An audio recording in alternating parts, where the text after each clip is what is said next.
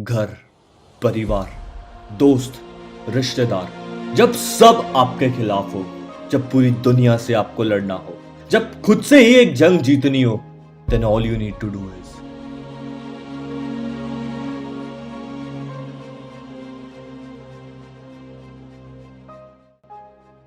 एक कहानी है अपने हीरो की, जिसकी उन छोटी छोटी आंखों में सपने बड़े थे।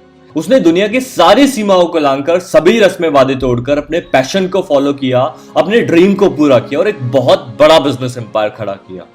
लेकिन साल 2016 में वो डिमोनेटाइजेशन कारण बिजनेस में बहुत बड़ा लॉस झेलना पड़ा। मानो उसकी दुनिया ही खत्म हो गई हो, सब बर्बाद हो चुका था।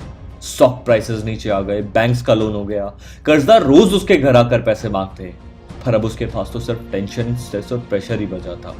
मुश्किलों और परेशानियों से बिल्कुल घिर चुका था। अपनी मायूस जिंदगी के साथ आज वो शांति से जाकर एक पार्क में बैठ गया। अपनी सिचुएशन पर इतना दुख हो रहा था कि उसकी आंखों में आंसू आ गए और वो रोने लगा, मानो जैसे कुछ देर के लिए दिल ने धड़कना ही बंद कर दिया हो। जीवन की स्पीड में आज कुछ अकेलापन सा महसूस हुआ। जिंदगी की इस दौड़ में शायद आज वो पीछे छूट गया। यही सिचुएशन को बड़ी देर से एक बुजुर्ग व्यक्ति ऑब्जर्व कर रहा था। बुजुर्ग व्यक्ति जरा पास आया और बड़े प्यार से बोला, क्या हुआ बेटा, क्यों इतने उदास हो? मुझसे बात करो, क्या पता मैं आपकी थोड़ी मदद कर सकूं। तब अपने हीरो ने अपनी एक कहानी दिल में दर्द और आंखों में आंसू लिए उसे सुनाई और उस व्यक्ति ने बड़े ध्यान से सुना। पर जैसे ही वो अपनी बात खत्म करने वाला था, उस बुजुर्ग व्यक्ति ने अपनी जेब से एक चेकबुक निकाली और एक 50 लाख का चेक साइन करके उसके हाथ में थमा दिया और कहा कि तुम ये पैसे रखो और अपने बिजनेस को फिर से शुरू करो। अगर नाकामयाब हुए तो कोई बात नहीं, एटलीस्ट तुमने कोशिश तो की, और अगर कामयाब हुए तो 6 महीने बाद मैं यहीं मिलूंगा, मेरे पैसे लौटा देना। अब अपने हीरो को कुछ समझ नहीं आ रहा था कि क्या कहूँ क्या करूँ, और देखते ही देखते वो बुजुर्ग व्यक्ति वहां से चला गया। पर जब अपना हीरो उस 50 लाख के चेक पर नजर डालता है तो उस चेक पर नाम लिखा होता है रतन टाटा। मतलब जिस व्यक्ति से वो अभी मिला वो भारत के सबसे बड़े बिजनेसमैन में से एक है। खैर, सिचुएशन पर तो उसे यकीन नहीं हुआ, पर थोड़ी राहत जरूर मिली।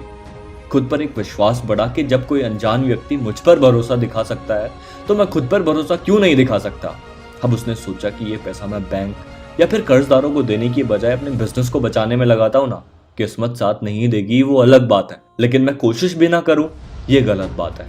इस बार मैं दिलों जान से मेहनत करूंगा और अपने बिजनेस को फिर से शुरू करूंगा, और बाई चांस अगर कोई इमरजेंसी होती तब मैं इस चेक का यूज करूंगा। उसने फिर जी तोड़ मेहनत की, सुबह शाम, दिन रात, सर्दी गर्मी, धूप बरसात, हर वक्त मेहनत की, और अगले 6 महीनों में उसने अपने बिजनेस को एक नए मुकाम तक पहुंचा दिया। अब वो पहले से ज्यादा अमीर और कामयाब बन चुका था। अब पूरे देश में उसका नाम है, अब उसके पास फिर से सब कुछ है। हाँ, वो चेक 6 महीने बाद भी सुरक्षित है।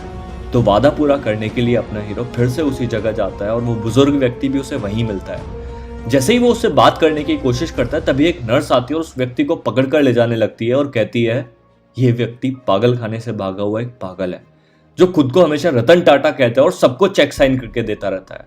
ये कहकर नर्स वहां से चली गई। अपने हीरो को कुछ समझ नहीं आया और बिल्कुल ही शॉक था कि ना तो वो व्यक्ति रतन टाटा था और ना ही वो चेक असली था जिस पर उसे उतना विश्वास था। सिर्फ उस नकली चेक की वजह से उसने अपने बिलीफ को इतना स्ट्रॉन्ग कर लिया कि आज वो पहले से ज्यादा खुश और कामयाब था, जबकि वो पैसा था ही नहीं। भाई, things will fall into your place, you just need to believe in yourself. वो कहते हैं ना, भरोसा अगर ईश्वर पर है तो जो तकदीर में लिखा है वही पाओगे, लेकिन अगर भरोसा खुद पर है तो ईश्वर भी वही लिखेगा जो आप चाहोगे। तो क्यों है ये डर कि जिंदगी में क्या होगा? क्यों है ये सोच के बुरा ही होगा? तू बस बढ़ता रह अपनी मंजिल की ओर। कुछ ना भी मिला तो एक तजुर्बा तो नया होगा।